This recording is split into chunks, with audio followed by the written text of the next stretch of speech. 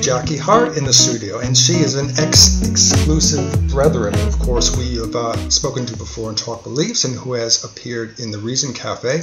And you're here with us in the studio now, Jacky, and you, as I said, you're a member of the Exclusive Brethren. Yes, I was a member, yes. A lot of people probably don't know who they are, so just what is a brief overview you could give us of the Exclusive Brethren? Very briefly, the Exclusive Brethren was started in the mid-1800s by an evangelical preacher called John Nelson Darby. They had various splits over the years. They were called the Plymouth Brethren, and they had various splits over the years, and there's many factions of the Plymouth Brethren. And the Exclusive Brethren are one small faction of the splits that have happened in the Plymouth Brethren Church. And they're considered by most to be probably the most extreme of the Plymouth Brethren movement. And they're extreme because they're quite isolationist, isn't that right? Yes, they are. Yeah, they have a fundamental belief in separation from evil, but they take that to extreme. Their separation from evil incorporates keeping separate from the world in ways that most people think are extreme or bordering on silly sometimes. They won't eat and drink with non-members. They have to live in detached houses. We don't quite know the reason behind that, but there's various reasons being bandied around, but we've never had the official reason behind why that is. They're not allowed to work for anybody outside the Brethren. They work amongst themselves. They have their own businesses. They're not allowed to marry outside the Brethren, not allowed to have social contact outside the Brethren. They're a very insular community. They now have their own schools. So all in all, it's about keeping the community closed and insular. So they rebranded themselves back in 2012. They'd always been known as the Exclusive Brethren. And they rebranded themselves as the Plymouth Brethren Christian Church back in 2012. And that, we believe, was a direct result of a question over their charitable status that was raised by the Charity Commission at the time. They've historically always had charitable status. And it was they questioned whether they actually turned down the application for charitable status from one particular of their Gospel Hall So trusts. quite often in these sects you get these morphings happen when something comes to light, whether it's tax breaks or something, or breaking the law in some way. They will try to, as you say, reinvent themselves. Yes. I mean, the question from the Charity Commission came as a direct result of the change in the Charities Law of 2006, where they tried to define what public benefit was, which was slightly controversial in itself. What is public benefit? And the law said that charities had to show they were there for public benefit. And it took away the assumption that being a religious organisation meant you were automatically there for public benefit. That's what that law did. So therefore, religious organisations were in a position where they had to show they were there for public benefit, not just for the furtherance of religion. So it took away that presumption. And that was why the Brethren kind of came unstuck. Yes. Do you think they changed their name to Plymouth because that was better known? I think they changed their name to Plymouth because their origins were the Plymouth Brethren. But as I said, there are many, many different factions of the Plymouth Brethren, many different branches. And I think they actually had PR people help them, and they realised the word exclusive probably didn't do them any favours. They say the word exclusive means they're exclusive of evil. Right. That's why they had the word exclusive. But they see everybody and everything outside of their four walls as evil. They appear to. They certainly do. Their lack of interaction would suggest that it's easier to have nothing to do with anybody rather than getting to know somebody and making your own judgment as to whether you think they're evil or what they're doing is evil or not. You mentioned they have their own schools now. Yes. Earlier.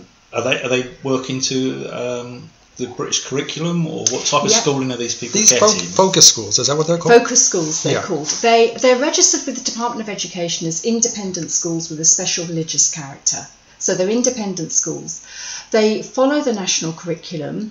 They're not inspected by Ofsted, but they're inspected by an Ofsted approved inspectorate, schools inspection service.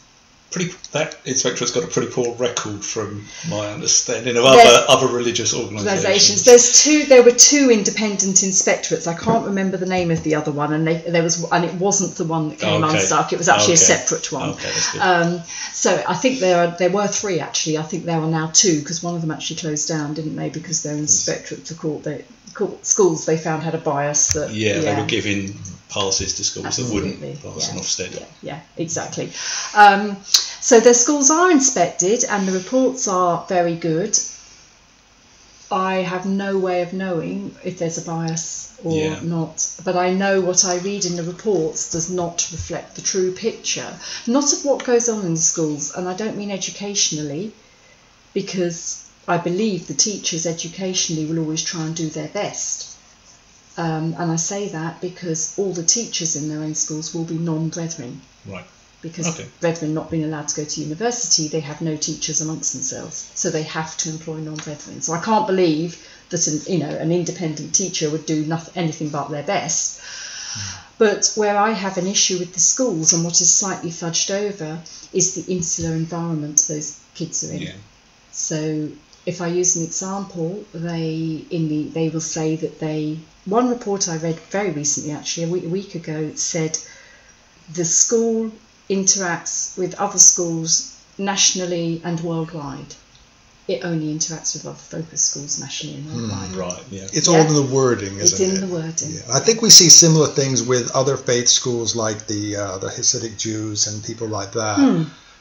You know, they're always getting, the government knocking on their door saying, you're not following the rules, and they say, yes, we are, or no, we don't have to. And not much tends to happen afterwards. It's very, very hard to effect change. I don't know how you do effect. I don't know what you'd have to do with the authorities to try and effect change in these schools, because I firmly believe that the Brethren children in the schools are not been given the opportunities that they should. And I don't mean educationally necessarily. They follow the national curriculum, they sit their GCSEs, they have a spectrum of A-levels they can choose from, but their choices for work are going into a Brethren business, and their A-level choices would tend to be in the fields of marketing, accounting, sales. They're the fields that they would go into. And what saddens me is that's fine if you happen to be a child that is suited to that kind of work environment. Not everyone is. But not everyone is. I know I wouldn't be. Yeah. So what happens to the child who hates doing sales or is no good with accounting or marketing? Get woefully depressed, I think. I think they probably do. And in any schooling, it's not good to separate people of different religions or colours or creeds or whatever, because, if we're trying to build a integrated global community here, so surely separating anyone isn't good for them. No. It's not good for society. No. Again, the reports say they are taught about other religions and other faiths, and they don't, as I understand it, and I've never been in a focus school, so I'm reading from the reports, they don't teach religious studies per se. They believe that's the prerogative of the parents in the home, but they do teach in the personal, social and educational, the moral and social welfare of the children. They do teach about Islamic faith and Jewish faith and so on. But it's done, there's still that belief. But that's not us. Yes, theirs is right. Yes, you've put it very succinctly. Theirs is right. There are these other faiths, but theirs is the right one. And that's an underlying belief. And I think the kids now go to Brethren schools from the age of 7. So you've got children from the age of 7 to 70 that never properly integrate. And they get bussed in from, it could be very far away. Yes. To make sure they go to these focus schools. Yeah.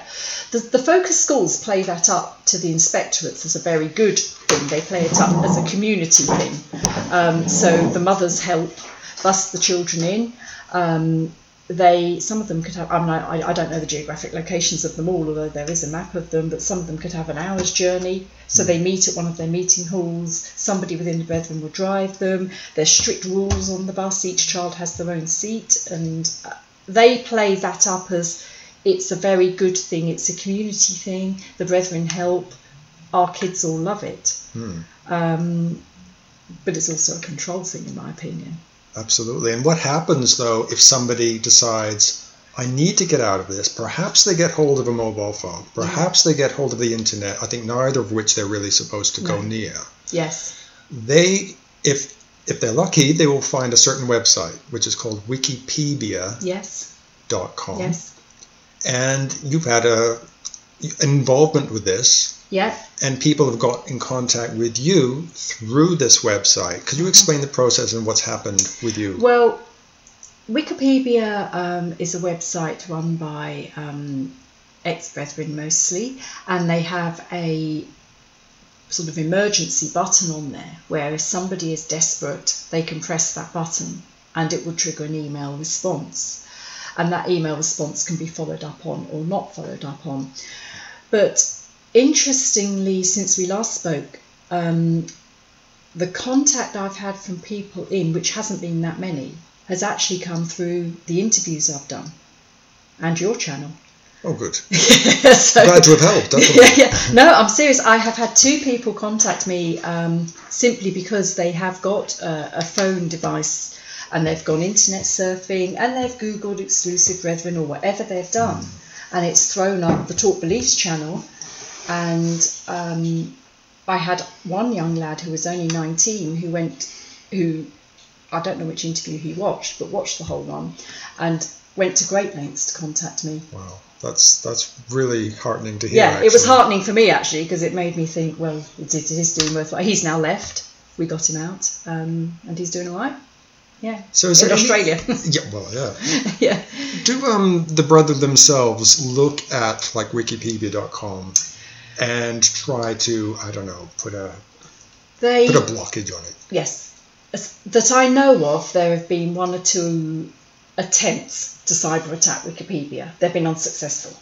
Wow. But that I know, but I don't get involved in the technological side of it. But I know there have been. We've had instances where it's gone down for a day, and then the message got. We believe there's been some sort of attack. But there are other websites who do similar, or are there that help those who want to leave?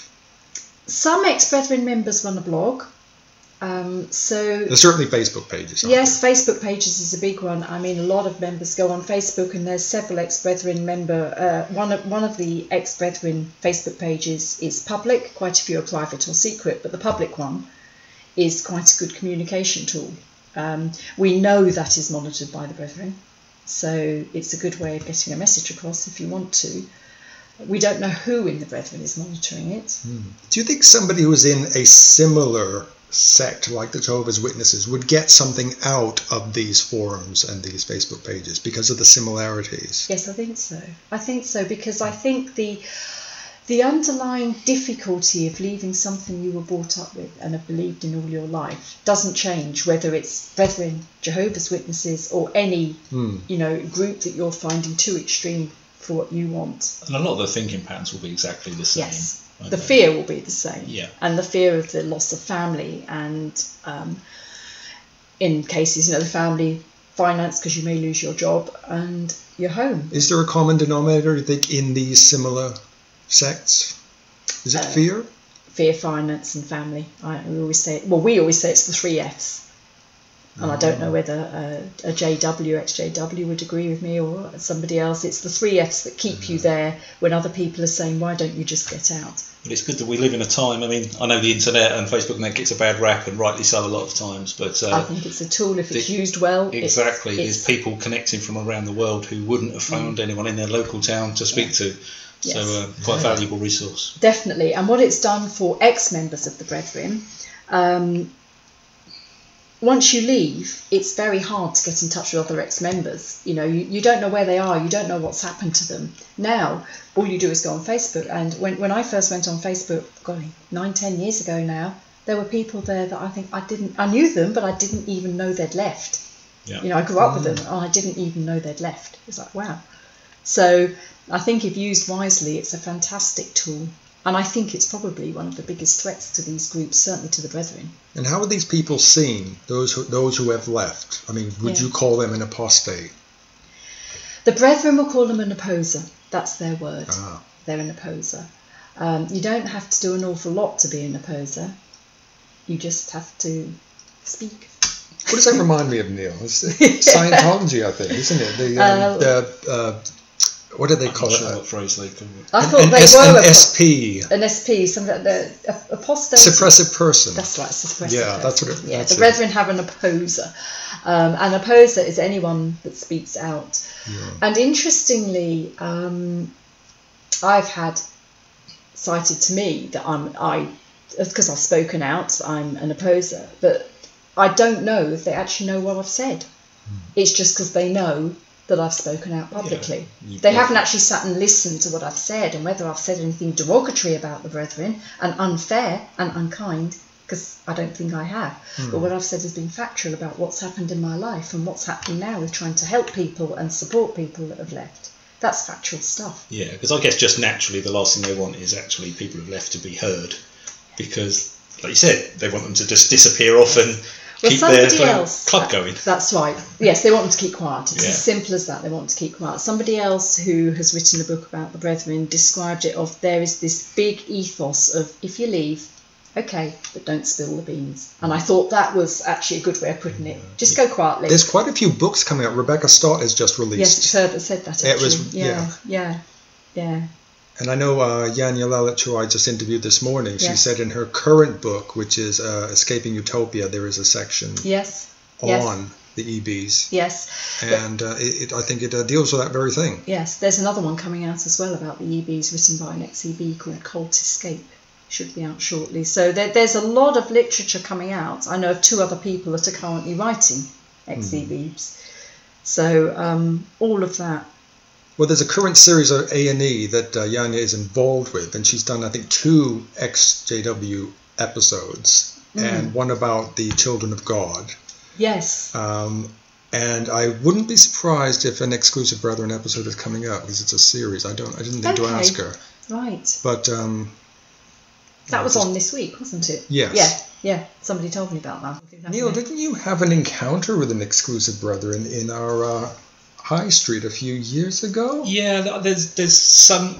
Were they exclusive or were they Plymouth? They came up from Harrow. They used to come up from Harrow and do their bit in the High Street. And actually, one of them I did have a bit of a confrontation with, because he was telling people they were going to hell and stuff like that in the High Street, and I wasn't very happy about someone standing on my hometown High Street saying stuff. I don't blame you. So I got a bit angry with him saying, "You're not coming to my town spreading hate speech." So I stood next to him countering every point. He said his point, and then I would say, "What a rational thinking person," and he scuttled off, which was good fun. Yeah. Did you get much of a another coherent response? No, he didn't want to respond at all. Actually, he just wanted to keep his lines going. Yes. And actually, what I got then is I got another gentleman come next to me and was trying to intimidate me to walk away. Yeah. I've heard that. And I wouldn't. I was just countering his points loudly, saying, "People, don't worry." Blah blah. Yeah. But we did have another one, which was a bit more light-hearted because he wasn't as vitriolic in his speaking. So I don't do like talking to those people as well. Yeah. I did ask him if I'd go around his house for dinner. And the response was? He kept very quiet. No, he didn't actually say no, but he didn't invite you out. Because Neil is would you say worldly, like the JWs? Oh, definitely, yeah. Anybody who is not Exclusive Brethren, they call worldlies, but now they would contradict me in that and say we no longer call them worldlies; they are non-community. But again, that is part calling. Still a separation. Yes, it's community and non-community. So anyone who is not part of the Brethren is non-community now. But that's part of them softening their exclusivity to rebrand as a result of the issues with the Charity Commission. That's totally. That's part of that. Okay, I think we'll finish up now. That was really excellent overview of everything that's been going on. So, Jacky, now that you've had a few years of hindsight, so is there one aspect of your life in the sect that stands out to you now? Something which you think about in terms of why you felt you had to stay in there or why you had to leave? Something which stands out. I think the thing that a lot of ex-brethren would say, and I'd certainly agree with, if you're happy to accept the rules, and if you're happy to live that life, a meeting every night, 4 or 5 on a Sunday, 1 on a Saturday, no free time, you will be looked after. The community spirit amongst them is that there is a bond amongst them. It's a community spirit, but it is actually, when you look back on it with more hindsight, it's not a true community spirit, because always the looking after has the ulterior motive. Yeah. It sounds a bit like a mafia boss or something. It seems like they're just trying to keep you occupied so you can't isn't that, think about things and go outside and do stuff. But isn't that one of the features of a cult? Yeah. That they keep you so busy and so exhausted that you don't actually have the mental capacity or ability to think beyond what you've got to do the next day. That's right. Just, if I can chuck odd one in, just because I like to talk about reason and science and that. So if you haven't got the mental capacity, I mean, how have you found people who've come out? I mean, are they having problems thinking rationally, understanding? I mean, I know from some other cultish type groups, people come out and then all of a sudden they'll go into another cult, sort of, whether it be a yoga cult or a spiritual cult or a crystals cult sort of almost because thing. That's their comfort zone. They can't seem to think past that to get to rational thinking, which you obviously have managed to do. I've been out a few years though, it's taken a while. But I think people that come out are varied, because you've got to also, there's an element of a person's natural personality as well, which, their mind will have been affected by this very controlled environment where they haven't been allowed to think, but there's an element of their natural personality, and I think often how they react probably depends on their core natural personality. So you will get some people that come out and all their boundaries have gone. They don't know what to do, so they actually go wild. They try everything, they go over the top, they're inappropriate, they don't know. You said, I think, at one time that one particular person didn't even know how to shake hands. Yeah, exactly. As elemental as that. Yeah, it's elemental. They had never shaken someone's hand, and I think they probably do now. But yes, I do remember that. So some people come out and go wild. Some people come out and, as you say, can't actually cope with not having that, if you like, that religious comfort, safety net. So they will go and try and find another church, and sometimes they find one that they think this is it, and sometimes it can be from pillar to post. But other times they can go around from church to church to church and still not find something, and they get disillusioned and go back. So it's very interesting. I think a lot of how people cope when they leave is about the support they're able to get. I think it's very important who you find in the early Totally. days of believing anything like this, isn't it? Yes. Because I know very much, I mean, it was a long, long time ago that I left religion, and it certainly wasn't anything like exclusive brethren, but I would be gullible to anything anyone told me, any information told me, whether it be about UFOs, ghosts, anything, because I had this authority figure standing at the front telling me something. And it took me a long while to actually learn to ignore my basic instincts that I'd grown up with. The cults can come in any guise. Any guise. It took me a long while to get past that, and I was lucky that I did come into contact with rational thinkers. Yes, that weren't there judging you or telling you what to do. Yes. I mean, that's one thing. It's quite interesting. I remember quite clearly when I first thought, I can't go back to the Brethren. My first thought was, but I so believe that they're right to keep separate and not eat and drink that I'm going to carry on with that. It didn't last that long, but that was my stepping stone of learning how to cope, that I actually thought, I can't eat and drink with people. I'll carry on. I'll still be a Brethren, but I just can't go back to the Brethren. I think the Jehovah's Witnesses or leaving JWs call it fading or covert fading. Yeah, that's a good word for it. Yeah. It's that.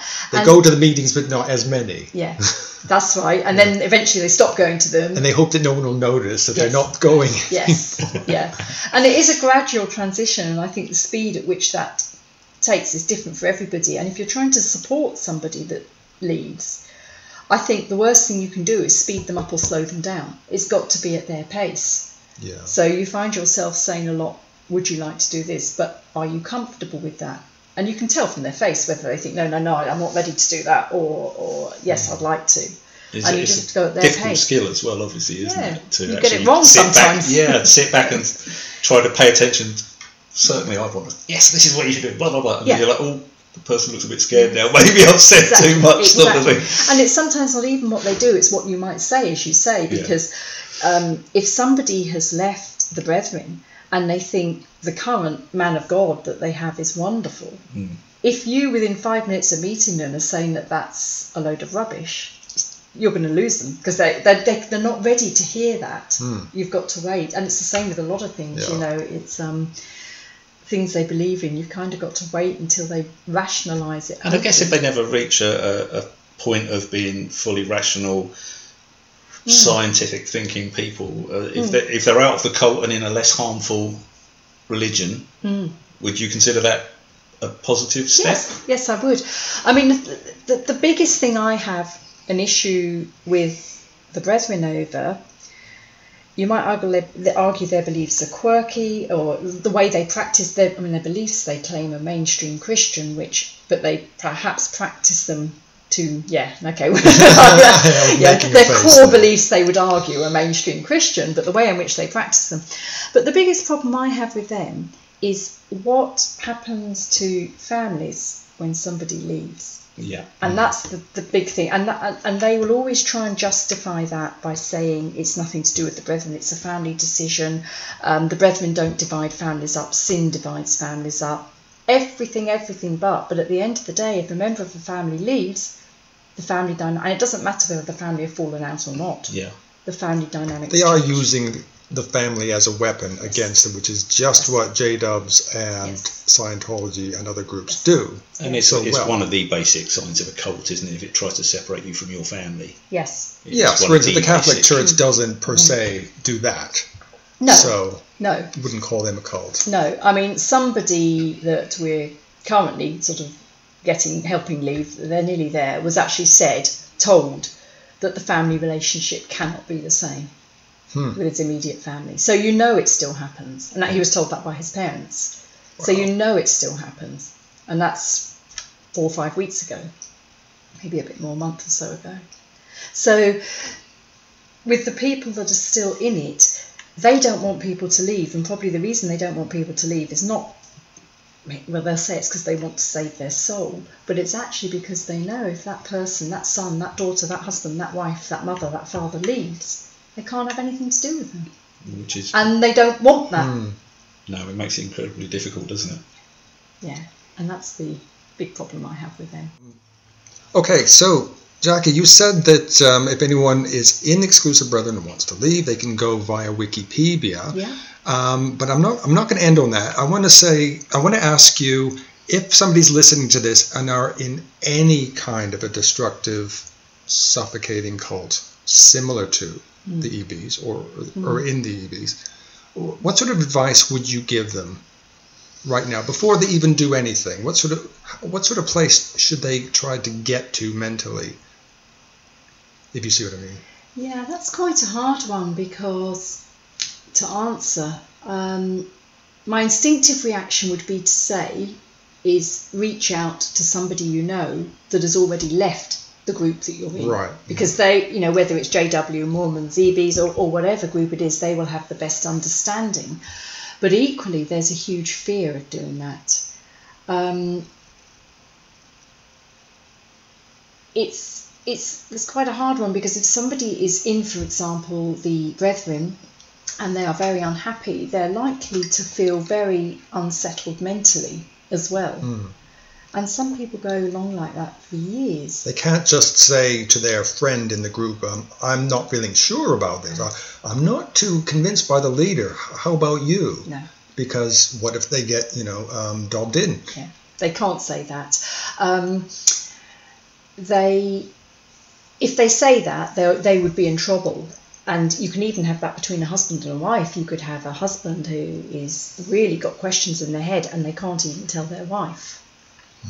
Because same thing, or vice versa. The wife could be, really unhappy, but can't tell the husband. And if they do, the whole thing is finished, and the family's divided and everything else. It's very difficult to know. If somebody actually contacts an ex-member or contacts somebody, then you can just keep them talking. You can just keep them talking. Just keep asking, and sometimes that's all people want. Is just, it could go on for a year or more, just somebody outside to keep talking.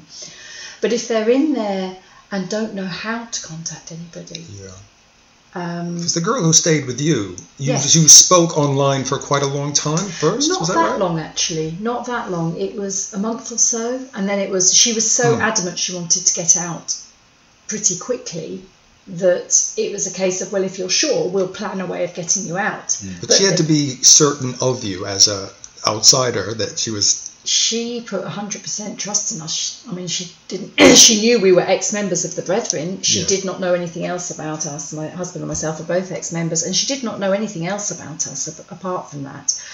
And but at the time, her comment was, when I did quiz her about, how do you realise the implications of what you're doing? It was more or less, these are not her words, these are my interpretation of her words. I don't care, it's not good for my mental health to stay in. So it was like jumping off a cliff edge for her. Wow, good on her. Which, good on her. So as scary as it may be, and unfortunately, certainly with the EBs, it sounds like they're not going to come into contact with other people who might notice there's a problem where I might see someone and have a chat with them and realise I have a problem and just sort of like just talk to them. I'm here if you need me. Yeah, just talk to them, which sort of in such an insular cult isn't going to happen. But the great news is there is support out there now. So, I mean, if anyone has come across this, absolutely, reach out online, do it. Yeah. Maybe anonymously. Yeah. I had the young lad in Australia. The message came via Facebook from, I don't even know who it was, like whether it was somebody he worked with who was non-EB, that sent me this very obscure message. And I do usually respond to obscure messages because they may be an EB trying to reach out. And thank goodness I did. Excellent. Okay. And I gave him my email, and the rest is history. And we're very grateful that you have been doing this work, and thank you very much for it. Yeah. And so hopefully, we'll wrap up now. And Jacky, we hopefully will catch up with you again, perhaps in the near future, and see what's going on in the world of exclusive brethren. Certainly. Thank you both.